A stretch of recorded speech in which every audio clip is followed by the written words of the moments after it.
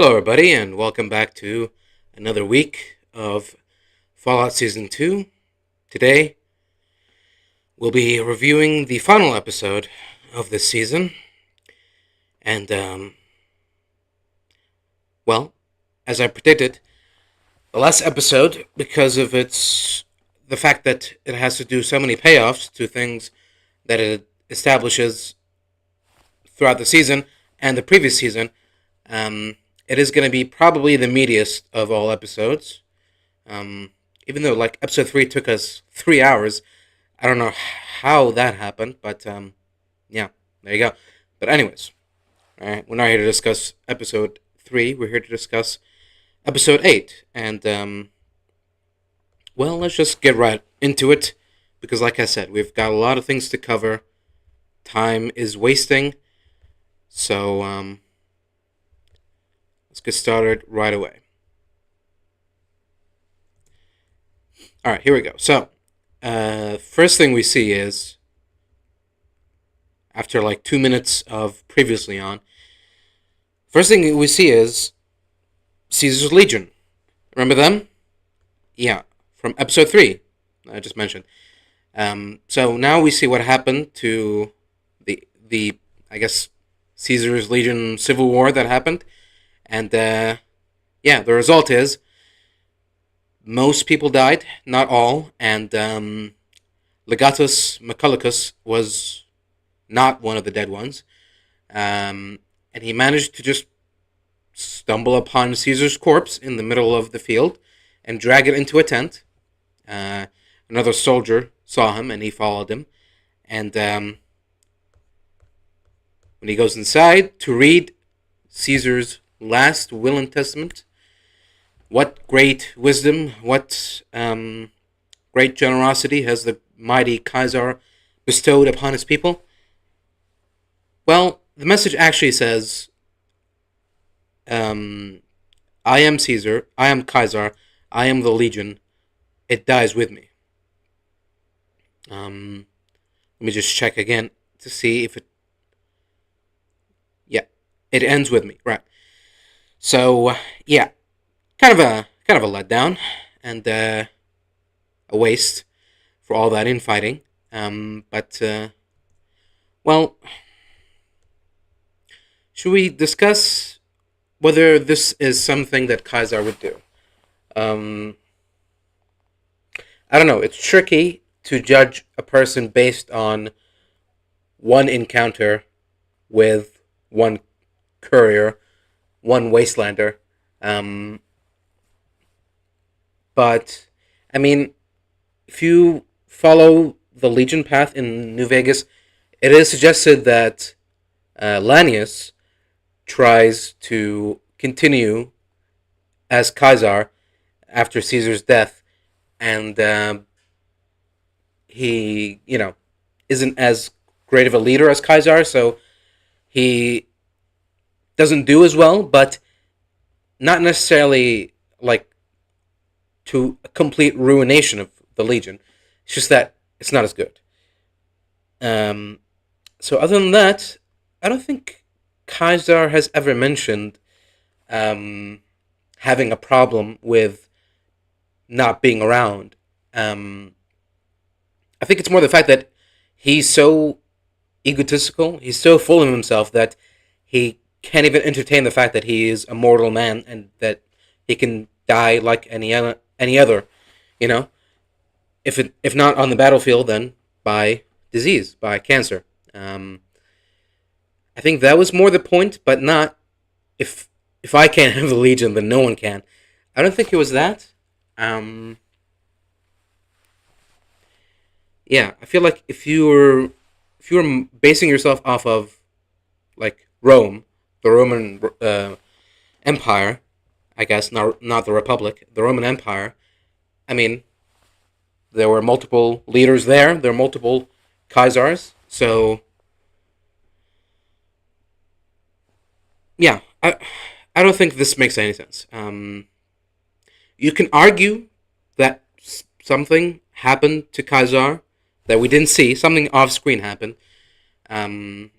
Just like how something off screen happened, and suddenly Luke Skywalker had no problem executing his nephew in cold blood. You could argue that something happened to Kaiser that made him think that, you know what, without me, the Legion is kind of screwed. So um, instead of telling people that, instead of having a plan set in motion, like, hey, you guys are my most trusted members of my little family here. Here's what I'm planning to do. Once I die, the Legion has to be dissolved. No one can run it after me. You know, I'm sorry. It's nothing personal. It's just business. So I want you guys, as a last favor to me, that when I die, you immediately enact like a quick and precise plan to just kill off the Legion and send everyone else scattering in the wind. And yeah, let that be the end of that. But instead, no, he dies, and for I guess they didn't tell us when he died. Uh, Even though, like, I feel like New Vegas heavily implies that if he doesn't treat his cancer, he will die right then and there. He won't live to see the second battle of Hoover Dam. Maybe. I'm not sure actually. What happens hmm, if you don't kill Kaiser and you side against him? It's not really mentioned. Yeah, okay. I guess. I mean, it is a brain tumor, and we already see him affecting. We already see it affecting him in New Vegas. So I don't know. If he doesn't die then and there, then I feel like his time is running out. So okay, let's be generous and say that he died 5 years after New Vegas. So that means for 15 years, his body's been there in the middle of the Legion HQ. I don't know. I'm still not sure if that was supposed to be Fortification Hill or not. I don't know. But his body was there for at least 15 years. And yeah, if his plan was to not let the Legion continue, then why even bother telling them that he's going to write his successor in a little note and before he dies? Uh, was he just doing a little bit of trolling before he dies, I guess, or something? I don't know. But yeah, that's what happened. The uh, the heir to the Legion is no one. The heir to Kaiser's throne is Kaiser himself and only Kaiser. And now that Kaiser is gone, so is the Legion. But anyways, you would think that would be the end of it, but unfortunately, because Legatus Mechanicus just happened to read this note in the privacy of a random tent somewhere, no one else knew about this except for the one soldier that followed him, and Mechanicus just goes, "Fuck it, I'm gonna be Caesar now," and he stabs the only witness to Caesar's note, swallows the note, and takes Caesar's wreath off his head and walks out of the tent as the new Kaiser. And he rallies the troops, all 25 of them, and he goes, "We are going to New Vegas, and we are going to." What does he say exactly? He says like we're going to build our own thing. I don't, okay. Let's see. Together we will reclaim the Holy Land that they call Vegas. Again, no one called it that. We will build a palace worthy of our empire. Kaiser's palace. Yeah. Okay, thank you. That's it. Everyone just goes along. I love that the moment he walks out with the wreath, everyone goes, "Oh, Obviously, he wouldn't be wearing the wreath if he wasn't declared to be the new Kaiser by Kaiser. So, yeah, it's all good. Where's the note, by the way, sir? Legatus? What happened to the note? Oh, it's gone? You don't know where it is? Weird. Didn't you just read it? It was only like 5 seconds ago? And now it's nowhere to be found? What's going on? No one questions anything. Why would Kaiser choose you? Because he was his legate, I guess. What happened to Lanius? Dead too, I guess. Um, yeah, great, perfect, whatever. So yeah, now it's Julius Macalicus Kaiser. Great. So yeah, if you thought that the Legion, that the end of the Legion was them fighting each other over who gets to be the new Kaiser, uh, which is a fate that you could sort of extrapolate some sort of poetic, ironic meaning from. No, the writers had you fooled for 5 episodes, and now they reveal to you that actually, nope, only a couple died, and yeah, the Legion are still here. They're not going anywhere.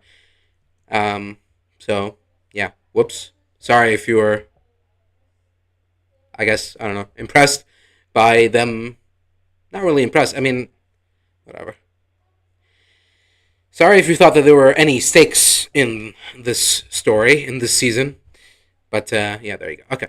So, cut back to the Lucky 38, where we last saw Cooper talking to Mr. House on the screen. We now continue the conversation. Um, Cooper asks Mr. House where his family is, and House makes a deal with him that in exchange for you working for me, doing my bidding, acting as my proxy, because I guess all of his Securitrons have been destroyed or something. Um, I will tell you where this secret underground vault is, where your family is. So Cooper grabs one of the special Pip Boys, I guess, that has Mr. House's face on it. So now he can guide him around.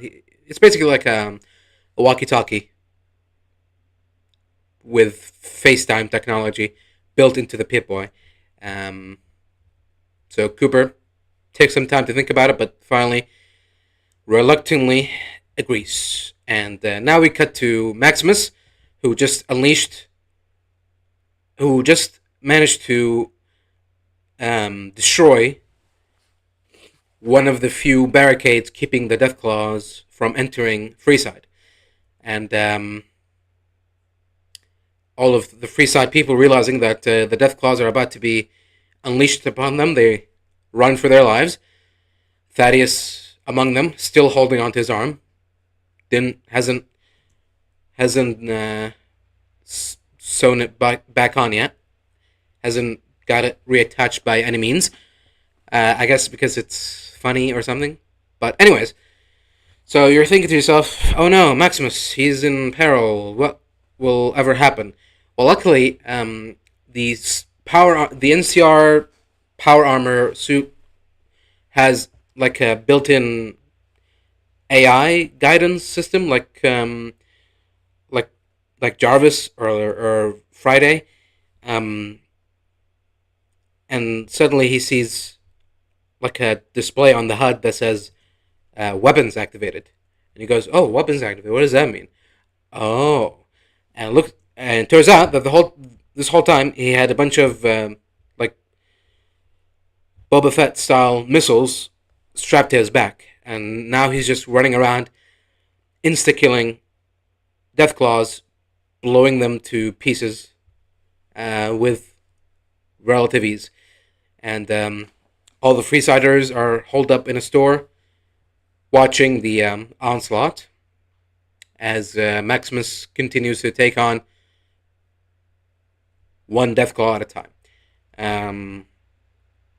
We come back to Lucy, who's found the source, the mainframe for Hank's experiments, and it's the Congresswoman something something. At first, Lucy thinks that it's like a dead head with wires attached to it, but suddenly it's moving, it's blinking, and it can barely uh, utter two words. Kill me, please kill me. Okay, three words. It can only utter a couple of words. Um, the head wants to die. Lucy, obviously, since the beginning of the season, since the beginning of the show, had a sort of moral problem against killing, even if it's in this instance a mercy. Um, it would be more evil, technically, to let her continue to suffer instead of just pulling the plug, so to speak. Um, so yeah, Lucy is hesitant, but eventually she musters enough willpower to finally do the deed. We don't see it happen, but she has like a crowbar, I guess, and she just smashes her head with it, and we see the power going down, going off. So we're just meant to extrapolate from that she killed the senator, congresswoman, and shut down the mainframe. Now we cut back to Norm. Norm, he's still there in the Vault-Tec offices. He's being dragged for a trial, I guess. Even though it seems like he's being dragged off to his execution. Anyways, his little friend, lady friend, tries to defend him, but to no avail. Suddenly, though, I don't know if it's. Are they okay? Number two grabs her by the hair, or no. He just shoves her aside, and her head hits an elevator button, and the elevator opens. The elevator doors open, and they expect someone or something to come out, but there's nothing. It's an empty shaft, and one lady even looks down and goes, "Oh, there's nothing here, nothing to worry about." And suddenly, a rad roach jumps up and immediately, like, gnaws her neck off. I mean, this is the most aggressive I've seen rad roaches to be. Maybe they've been starved or something. But anyways, the rad roach farm that Marjoon and her other person have been maintaining here has been set loose upon the Vault 31ers. And luckily, Norm just happened to find a conveniently placed metal chair to protect himself with, and he's just short enough that he can just turtle himself inside the chair, and yeah, the rabbit's like, let me in, I want to eat you, but there's no entry point. He's holed up tight. So the rag roach just gives up and moves on to other people around. But then Hank, not Hank, am I saying Hank or Norm? Norm lets go of the chair and then runs with the Vault 31ers. Rag roach is still flying around him, but all of them seem to be focused on the Vault 31ers and not him. They're all flying past him, even though there's a juicy meal right there for them to gnaw on, but it's almost like they've been programmed to only attack the Vault 31ers. It's weird, because the next thing that happens, he sees the Vault 31 people running into a room to barricade themselves in, and he tries to get there. He's the last one there, and they try to block him out. They're holding the door. He's trying to hold the door, open the door, and they're holding it shut. But it's only part way. They haven't managed to shut it fully.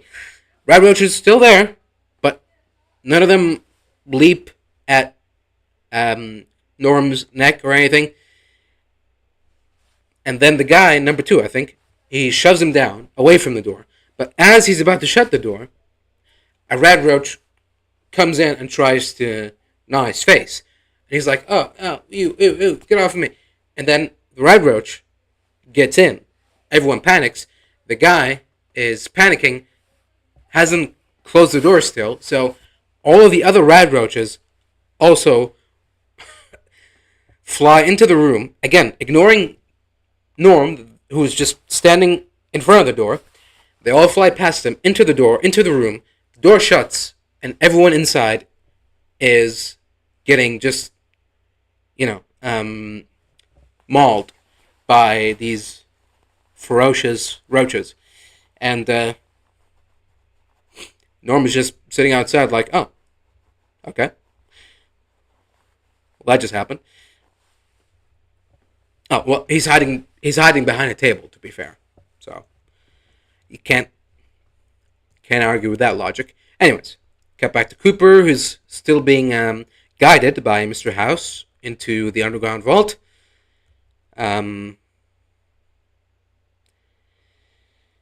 Yeah, they're building up to the reveal of something we already know, so there's nothing really new to talk about here. We'll get to it. We'll get to it when we get to it. Maximus is still fighting Deathclaws. He's taking them down one at a time, but he's starting to run out of magic missiles. He's trying to run out of energy, willpower, and people inside are starting to take bets on how many Deathclaws he can take before he dies or something. Before he dies. Oh, they're betting on how many minutes before he goes down. Thaddeus, though, goes, no, I'm betting 500 caps that he wins. Because, he's my friend and I like him. Actually, he says a line, I almost said funny line. It's not a funny line, but it's a line that made me kind of go, oh, that's something. He says 500 caps. I bet that 500 caps that he wins. And one of the guys inside goes, you don't have 500 caps. And he just, wiggles his pants and a large amount of caps, probably around 500 or so, fall down. And he goes, this is the line I'm talking about, I used to make money for a living. Full context. The full line is, counted, losers, I used to make money for a living. As in,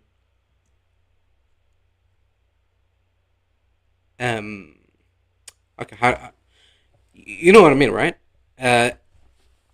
He's making money, as in the currency, in the Sunset Sarsaparilla bottling thing that he was in, and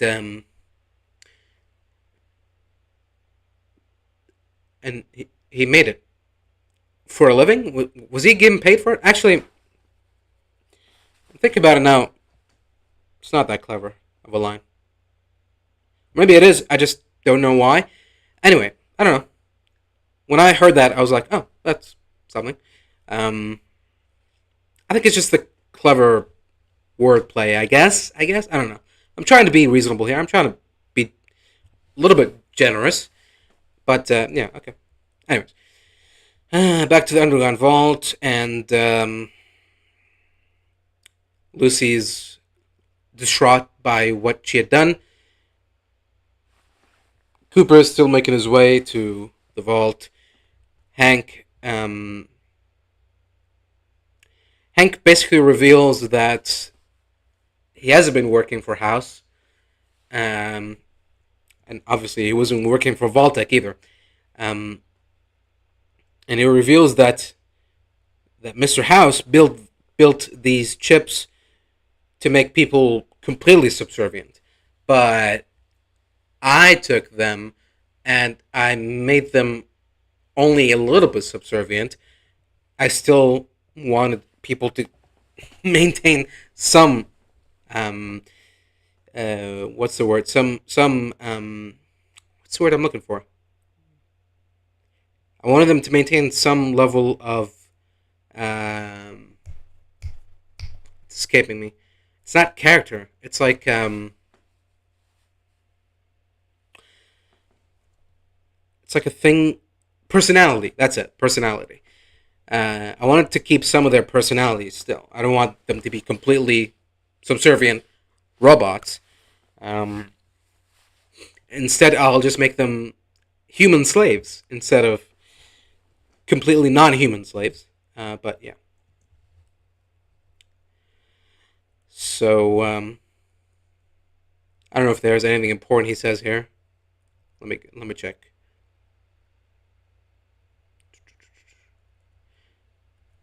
Yeah, nothing much.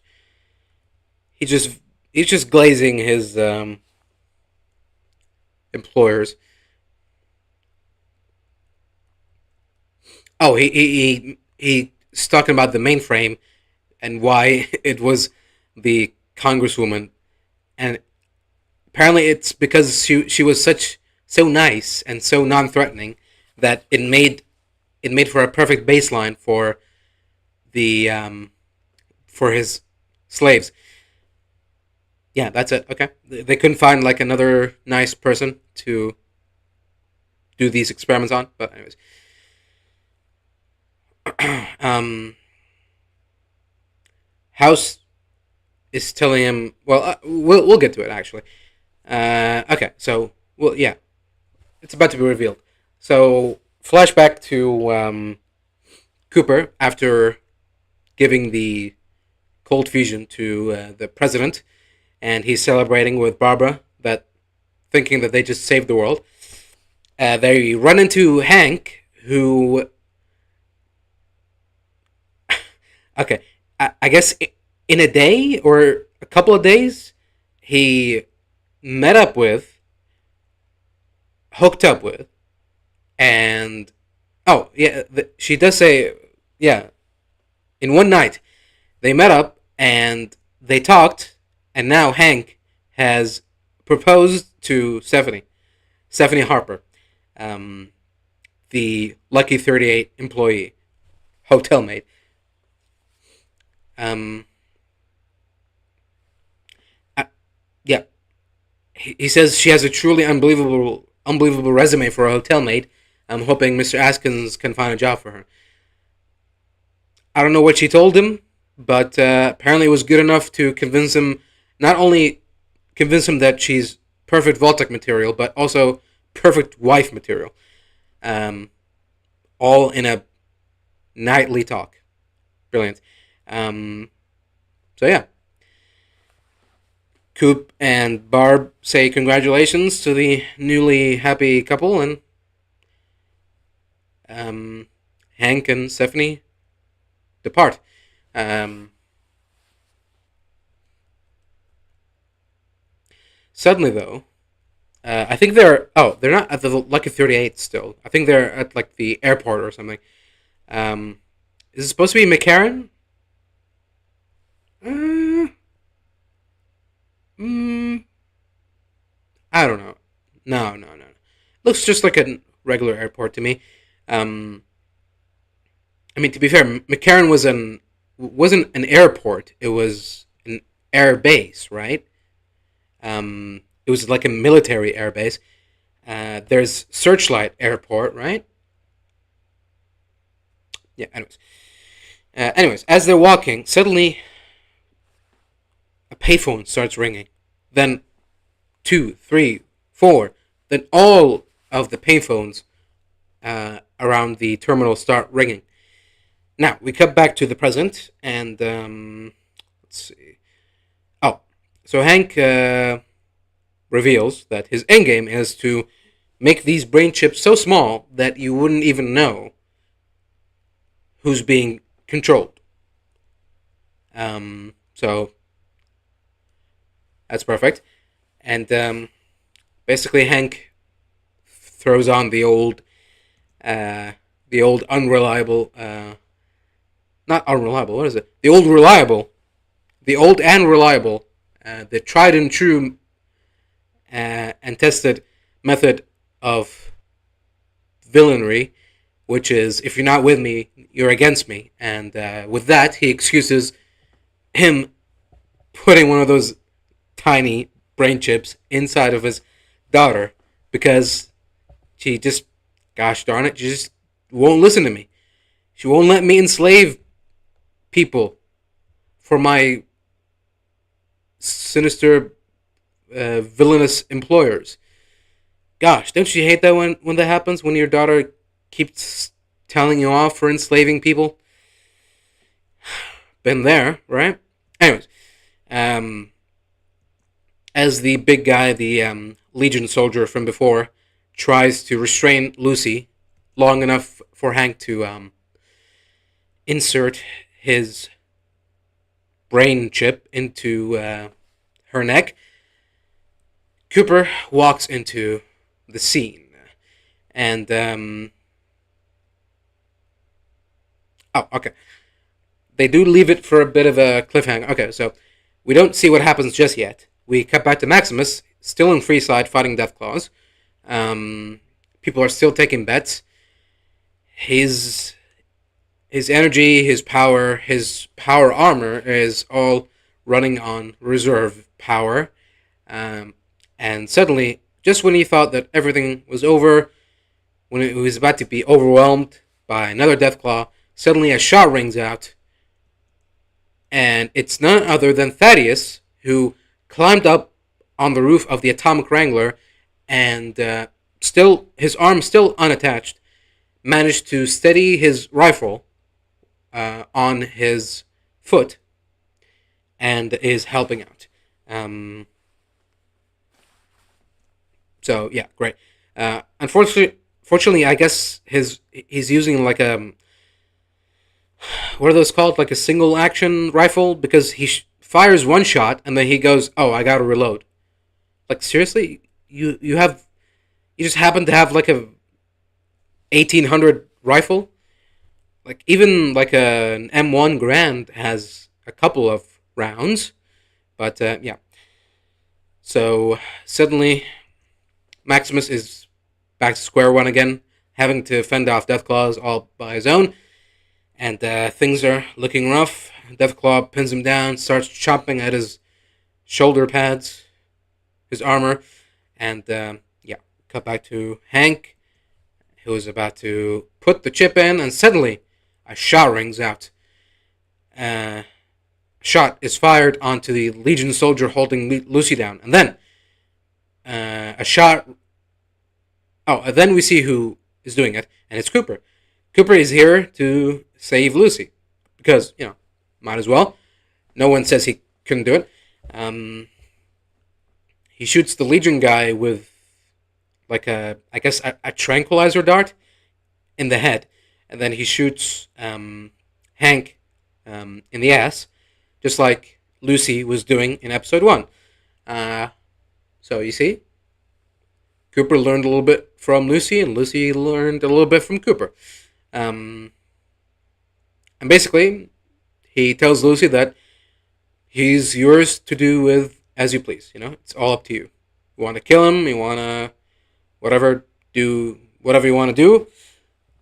It's all up to you. It's none of my business. And he walks away. We see Lucy looking over at the brain chip that was almost inserted into her, and then we cut back to Maximus. His armor is so damaged that he can't even get up. He has a flashback to his dad telling him that you're a good boy, and one day you will be a good man. Which is, considering all the fucking war crimes he's done, it's kind of funny. But that little speech motivates him to finally get up and get back into the fight. Oh, no, actually, no, oops. He doesn't get up. Instead, he ditches his power armor and tries to make a last stand with a roulette wheel as a shield and a metal pipe as some sort of makeshift spear, I guess. I don't know why. At this point, I would run, I would ask the people inside, hey, can you like give me some? Does anyone have a gun I can use or something? You don't have to go outside. It's fine. I get it. You're scared. Just give me something to kill these Deathclaws. But yeah, instead he makes a heroic stand, almost like he knows that he'll be able to walk away from it, because the Atomic Wrangler bartender from before, if you remember, if you don't, then that's fine. He sees him and goes, "Oh, what? He's just a kid. Damn. Well, I can't let just some kid die. I was happy to let a faceless NCR power armor soldier die, but it's just a kid. Oh no. Now I've got my humanities." And he gets his gun out and goes, "You know what? Come on, guys, let's go save him." Then the lady that's collecting all the bets, like, "Yeah, that's not gonna happen. I'm not gonna do that." Uh, Maximus is tensing up, ready to take on the Deathclaws with a fucking metal pipe. And then Deathclaw gets shot in the head and falls over. And you think, oh, Thaddeus is offering assistance still. You're not useless after all. Max looks over to Thaddeus and he goes, "No, that wasn't me, that was them." And it points to an NCR Ranger firing an anti-material rifle. Just like in the intro cinematic, the intro cutscene for New Vegas, if you remember. It's the same shot, but it's daylight instead of nighttime. Oh, when I saw that, I just rolled my eyes and I was like, okay, whatever, show. But you think that's it? No. It's not just one NCR Ranger who just popped out of the ground to save Maximus. It's all the remnants of the NCR. They have gathered and are marching towards Freeside. What? Where have they been? Why haven't they been helping before? Why have they decided to help now? But that's not it. You think that's it? No. Then, out of all the NCR soldiers, fucking little 5-foot lady walks in front and goes, "Turn up," like she's the squad leader, and it's the same lady from that Lucy and Cooper met in their little hideout. If you remember, it was her, and who else was with her? If you remember, do you remember? Does anyone remember? Okay, let me tell you. The other person who was with her was a former NCR Ranger, as you can tell from his armor, who was like, I don't know, he's talking to a dead bird or something. More importantly, it's the same NCR Ranger that Hank presumably snuck up on, knocked out, dragged into his underground vault, and inserted his brain chip, mind control chip inside of. All without her noticing somehow. Yeah, that's weird. So she just woke up one day and didn't see old crazy Pete, and she was like, "Nah, whatever. He must have gone home, I guess." So yeah, it's pretty lucky. It's pretty lucky that Hank chose the Ranger guy and not her. Can you imagine her getting fucking stapled in the head? But yeah, there you go. Anyways, but now she's here, not mind controlled or anything, and she tells Maximus that we got it from here. Don't worry, kid. We'll take care of it. Even though, I mean, I don't know what a bunch of service rifles are going to do to a Deathclaw, but they've got the numbers, at least, so at least there's that.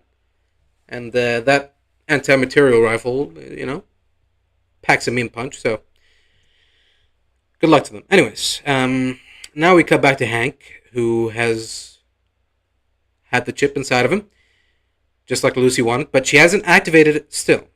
She wants, I guess, to say goodbye to Hank before he becomes just, I guess, like a fantasy make believe version um, of himself. Like even Lucy's saying like, "I'm gonna turn her into the dad that I thought you were," or something. Um, Let me see. I think this is when she says that. Hold on. I don't know. I think it's. Hold on. I think I with the subtitles. I think I can just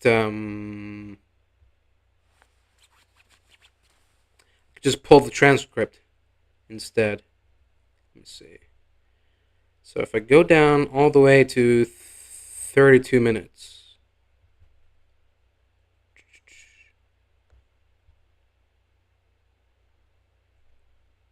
What? Hello? Oh, okay. It's loading one subtitle. Okay, whatever. So yeah, it's what I said. She's gonna turn him into the father that she thought he was. So basically, like a good person. Basically, is what she's trying to say. Um, Hank is telling her that the Legion is coming. They're gonna march on here. Blah blah blah. Again, like I don't care. Yeah, the Legion is coming. Okay, does that give you like fucking a white check, a blank check to enslave people for your cause? Whatever. Um, he talks about the well. He says okay, some weird stuff. He says that um, this whole time the experiments weren't the vaults. The surface is the experiment. Um, he says that he says like some like the vault where I think he's saying that the Vault 31 people are part of an experiment, or they are an experiment. They just don't know it, or something. I don't know. I think it's just a bunch of vague bullshit set up for the next season. Um, so I don't care about that. Anyways, he pulls out a secret remote, and I think I think he. I mean, the remote looks exactly as the same as the one Lucy's holding. So I don't know. Okay, but I think we're meant to assume that his remote, when he pressed the button on it, it gave him like amnesia. It completely like wiped his memory away because he shuts down for a bit, and as he's rebooting, Lucy's hugging him, and he then wakes up and he's like, "Oh, hello, miss. Excuse me, there. You got something on your face." So yeah, it's not like, "Oh, Lucy, what's going on? What am I doing here? What are you doing here?" No, instead he's like, "Howdy there, young lady. What's going on? What seems to be the problem?" So yeah, total reset. So Lucy does the only thing she can do, which is just to get up and walk away, uh, because that man is no longer her father. Her father is gone, not dead, but gone. Um, I guess this is their excuse for them that if they wanted in the next season to bring Hank back, they could just make up some bullshit thing where something happened and suddenly he's got his memories back again, and then dun dun dun, he's a villain again. Or if they, if the actor doesn't want to come back, then they'll just shelve him and say that he's just wandering the wasteland all by himself. Anyways, as Lucy's walking off into the distance, she runs into Maximus, and they are finally reunited. I know everyone's been waiting for this great, heart wrenching moment where two of our main characters finally reunite. Are the heart of the show, really. Anyways, speaking of the heart of the show, the Vault 32ers are still banging on Stephanie Harper's door, and Stephanie doesn't open up, and instead pulls out her secret keepsake stash, which is revealed to be just a Pip-Boy with an Enclave symbol on it. And she uses that to contact the Enclave, and she tells the people listening that I am Stephanie Harper, I am Hank McLean's wife. I don't know how this works, but I've been told that you're always listening, so if you can hear this, initiate phase 2. Which, you might go, ooh, what is phase 2? Is it all the vault, like, life support systems get shut down? Some sort of chemical gets released, killing everyone, like a failsafe thing? Is it all the vault doors open? All the vault doors get buried in concrete? What is it? Well, you're gonna have to wait until next season to find out, because it's more setup. It's more setup. You think that Stephanie's story is gonna get resolved this season? Nope. She's gonna be trapped in that door for a whole year until next season comes out. Yeah, they show us the same Enclave base that what's his face escaped from, and they're receiving all these messages. Anyways, we come back to Norm, who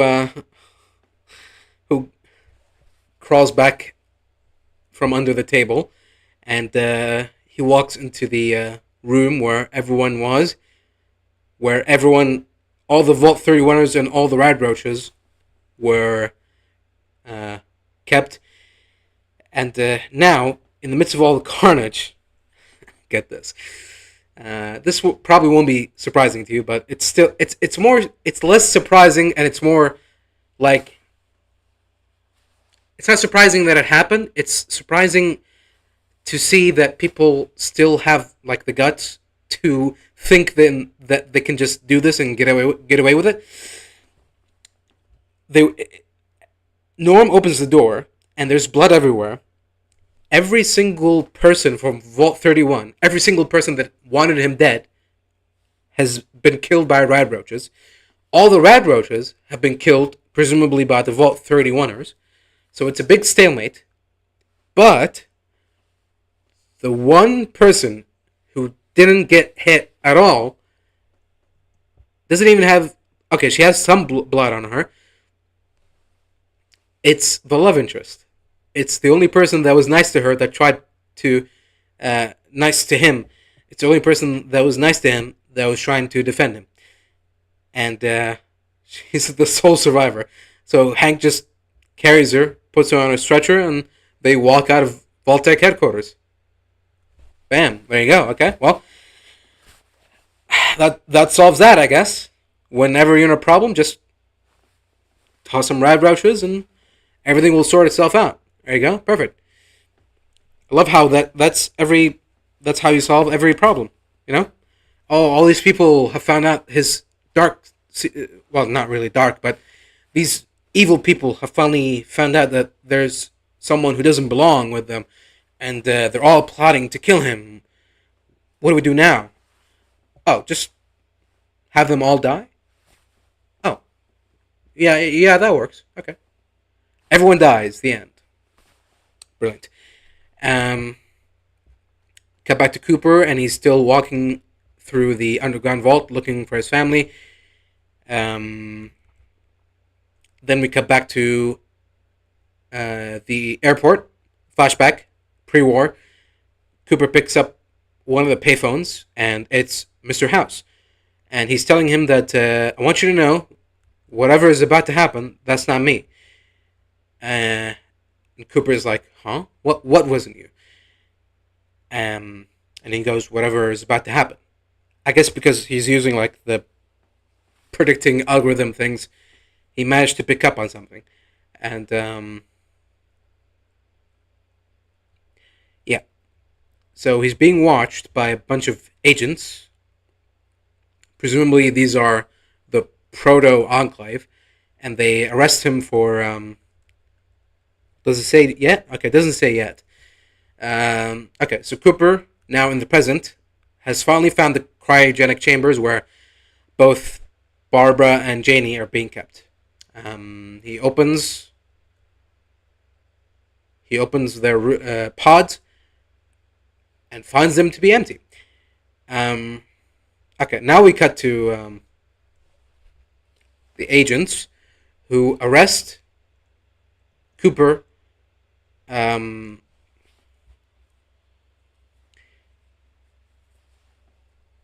the authority of the House Un-American Activities Committee. Basically, you've been un-American somehow, and now we're gonna get you. And I guess it's supposed to be, we're meant to take from this that actually Mr. House wasn't the bad guy, Voltec weren't the bad guys. It was the Enclave, which is still stupid. Um, yeah, they're just playing hot potato with something that they themselves started. We all know who started the war, and we all know that it won't make sense for the people who are trying to stop the war from starting the war. Um, but yeah, so now there is, instead of Voltec or Mr. House, they're saying that the Enclave, aka the U.S. government, have been involved in the destruction, the end of the world. And because the president is basically the president of the United States is the leader of the Enclave. Um, when he finally got the cold fusion that he wanted, I guess he ordered Cooper to be arrested, and they're just gonna throw him in a hole somewhere and lock the door and throw away the key, and that'll be the end of that. Then they'll be free to do whatever they want. Yeah. Anyways, we cut to Cooper. I should have mentioned this earlier in the beginning of the airport flashback scene. Um, uh, yeah, um, Barb is Barb is telling Cooper that you know I'm thinking that we should head to Bakersfield, like to live there or relocate or something. And he goes, "Oh, that's not far enough, you know. I'm thinking we go to Colorado, something like that." So okay, now that you've got that, now we see in the present, uh, Cooper is seeing the two empty pods, cryogenic pods where his wife and daughter used to be, and he sees a postcard saying "Greetings from Colorado," and he takes from that as a hint that this is where Barbara and Janie are. Um, she writes in the postcard. She writes, "Colorado was a great idea, a good idea." So yeah, from that he um, extrapolates. I guess he concludes that at some point in the timeline, whether 1 year ago or 20 years ago or 100 years ago, for all he knows, Barb and Janie woke up from the cryopod. Did they wake themselves up or someone else woke them up? And they fled for Colorado. So, you know what that means? No conclusion on Cooper's family in this season, 2. Instead, we're getting more setups for next season because that's where Cooper's heading. Next season, Cooper goes to Colorado. Speaking of setup for next season, we see the Legion marching on New Vegas, and Maximus and Lucy are in the Lucky 38 penthouse overlooking, and they basically sign off the season with Lucy going, well, I could have stopped this, but I didn't. It's all my fault. And Maximus tells her that, yeah, well, welcome to the wasteland, right? Because in Fallout, sometimes you make some decisions that don't end well and stuff. So it's like the games, right? Yeah. So that makes it okay. Yeah. And then the camera's zooming back, and we see Mr. House's face flickering in the screen. Again, another tease, like maybe he'll be back next season. Maybe, is he alive? Is he dead? Cooper is overlooking someplace. I'm guessing this is supposed to be Colorado. It's not as well. Okay, it is pretty deserty. I was gonna say it's not as deserty as Nevada, but it's pretty deserty. But yeah, just like the end of the first season, with Hank looking at New Vegas from the horizon. Now we see Cooper. Not the season ends with Cooper looking over. I'm guessing Colorado on the horizon. So and there you go. The episode ends. We cut the credits, but that's not the end of everything, because there is don't go anywhere. Get back on your seat. There is one more scene, a post-credit scene, a mid-credit scene, really, and it's the Brotherhood of Steel. You thought they were gone? You thought that they destroyed themselves, wiped themselves out? I wouldn't blame you, because they've been shelling each other with artillery and bombs and missiles, and they're all floating around in big metal air balloons. But no, they're still fighting each other. They've sustained some casualties, some injuries, but not enough that they've been basically wiped out into extinction. We see Dane heading up to the Elder, who's also alive, and he basically goes, well, I tried uniting the Brotherhood. I tried getting them all under one banner, all on the same side, but it didn't work. So you know what? Screw it. Quintus the Unifier is dead. Quintus the Destroyer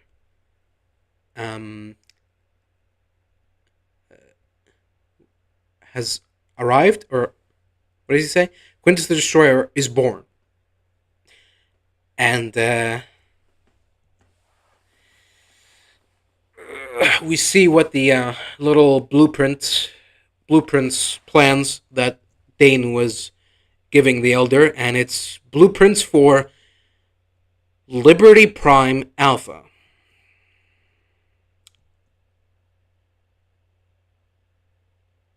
And that's our teaser for the Brotherhood arc, I guess, for season 3.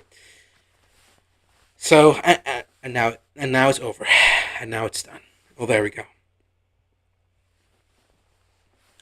I don't know where to start, because, like I said, after halfway through, basically after Hank erases his memory, everything else after that is just setup. There's nothing for me to comment on, because nothing has happened yet.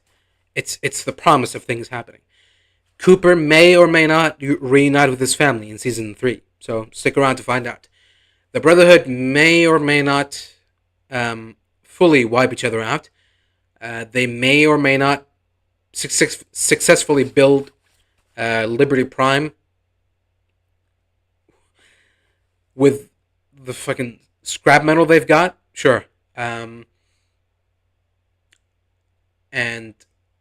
what else?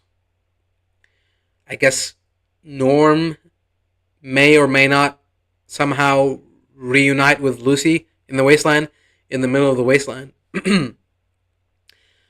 Lucy and Maximus may or may not be the de facto leaders of New Vegas.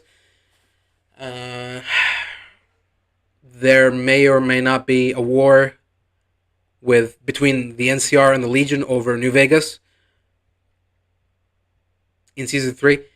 Uh, yeah, anything else? We didn't even see anything with Vault 33, the incest community. Betty, did they get the water fix or not? Don't know. Stephanie may or may not uh, somehow manage to escape from her precarious situation that she found herself to be in. The Enclave may or may not be back in next season. They may or may not be the main villain somehow, even though, again, they've been gone for a while, but whatever, who cares? Um, yeah, that's it. Anything else? Legion? Mention the Legion, NCR, the Brotherhood. Norm, Stephanie, Lucy, Maximus, Cooper, House. Mr. House may or may not be back. He may or may not be dead. Uh,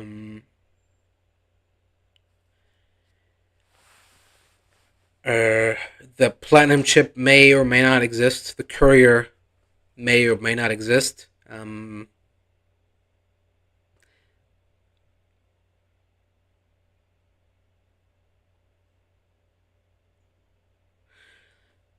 And that's it. Um, if we want to talk about the things that happened, um, well, Norm was in a bit of a trouble, but then he got out of it unscathed. Stephanie was in a bit of a trouble, and she may or may not get out of it unscathed. It's unresolved until next season. Um, yeah, I guess the only person who had some sort of conclusion was Lucy finally caught up to her father, confronted him, and brought him to some sort of justice. Not the justice that she was hoping for, that she had in mind, but it was a justice, a resolution. Um, my God, and that's it. Nothing else happened. Everything else is either on stasis for it to pick up in the next season, like Cooper and his family, like Vault 33 and the Water Chip, like Stephanie and the Vault 32 people, the Enclave, the NCR and Legion War.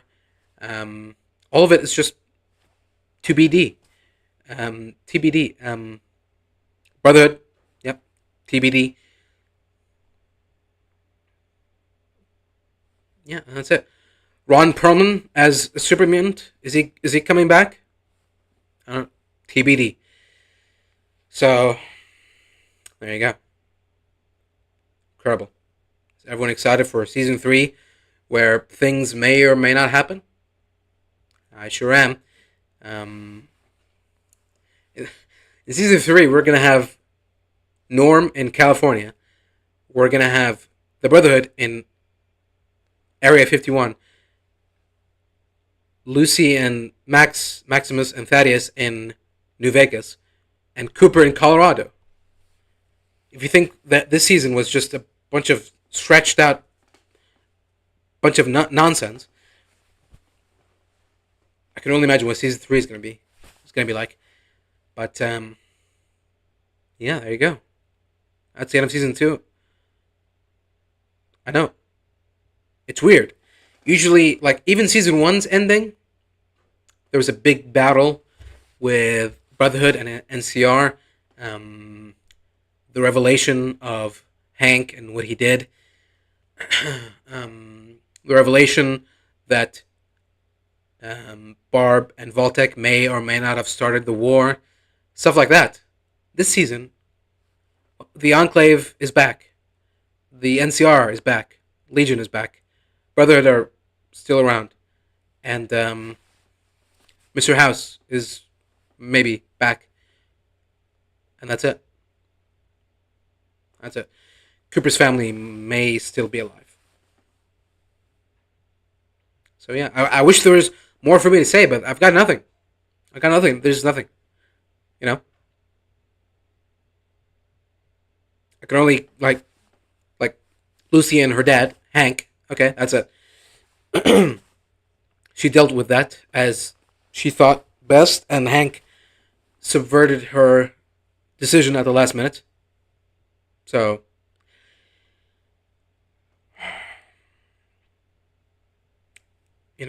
he valued his loyalty to the Enclave, and she was still holding on for hope that you know that he for once value her instead. But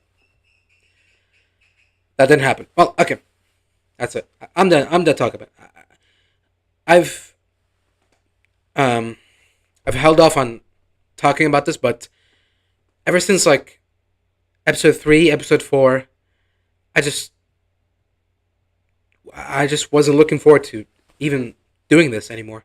I wanted to stop, but I feel like barely anyone is talking about the show, and those who are just glazing the show, falling for all the meme berries and key janglings they are doing, but none of them are actually talking about the story, the plot, because there barely is any. The characters. Um, so I feel like someone, at least one person out there, has to point out that no, actually, this isn't good, guys. Let's stop doing this. Let's not do this. This is not good. But yeah, so I've at least done that. And if there is a season 3, and apparently there is, unfortunately, I don't know if I'll even cover it. I've just I've had such an awful time with this. Seeing all my favorite parts of Fallout, you know, the lore, the characters, just getting ruined, getting altered, perverted until they're barely even recognizable. Why would anyone want to do that? Why would anyone want to subject themselves to this pain? Really? Um, I don't know, but we'll see. We'll see. I mean, besides the NCR and Legion stuff, like things like Cooper heading to Colorado, no Fallout game has ever taken place in Colorado. Barely any mentions of Colorado as far as I'm aware. Maybe even zero mentions of Colorado in the Fallout universe. So things like that, when they're starting from an empty slate, I can handle more. I can handle like schlocky writing. I can handle incompetent writing.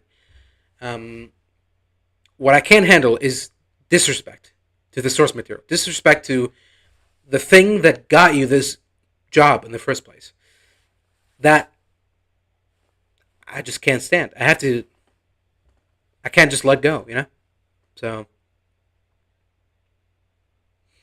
we'll see. But things are not looking good as far as a season 3 coverage. But we'll see. It's gonna be like a year from now, maybe even more. So we'll see.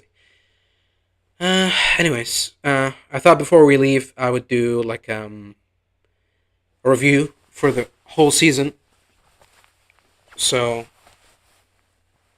but even that, I'm just don't care about doing anymore. So, very quickly, episode 1. I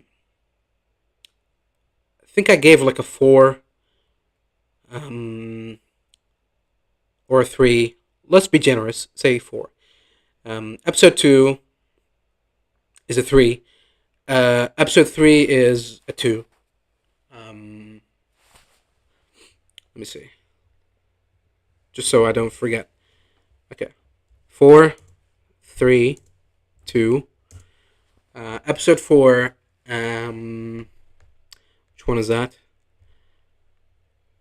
I'll have to use my thumbnails as a guide to remember what the episodes were all about.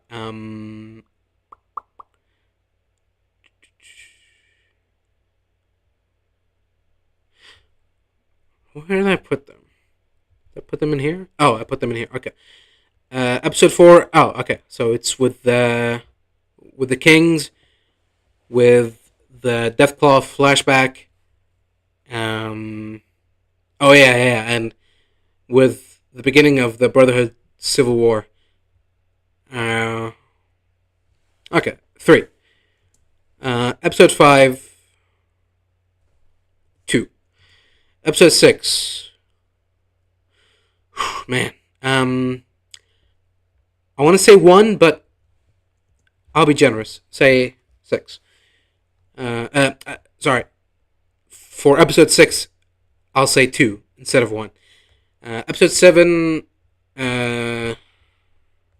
like I said, it's only mainly because nothing, like barely anything happens. So 3.5. Okay, let's say 4. This episode is definitely another 2, maybe even 1. But again, I'm being nice. So, okay, round that up. Divide by 8. That's 7, 9, 12, 14, 16, 20, 22. Divided by 8.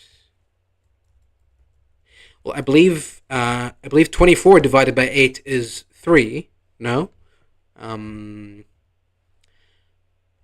So it's... Would that be more than 3 or less? Let's see. 22 divided by 8. Okay, it's a 2.75. So we'll round up and say overall season 2 gets a 3. And in comparison, I'd say that season 1 gets like a 4.5, 5. No, 5 means average. 4. Yeah, 4. We'll be generous. 4.5. Okay, 4.5. But no rounding up. Okay, to avoid doing rounding up from 4.5 to 5, we'll give it a 4.49. Okay, season 1. Season 2, it's a solid 3. And that's me being generous, by the way. Could have been less. Could have been 2.5. Man, what a mess. But luckily, it's over and we can rest for now. So yeah. Thank you to anyone who's been watching. Thank you for anyone who's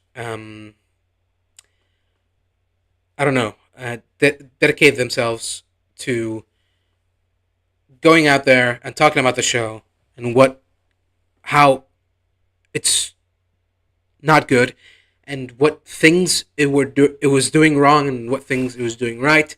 Not just yelling at people for liking the show. I'm talking about people who actually spend time to break down everything. Anyone out there is fighting the good fight, thank you, salute, and yeah.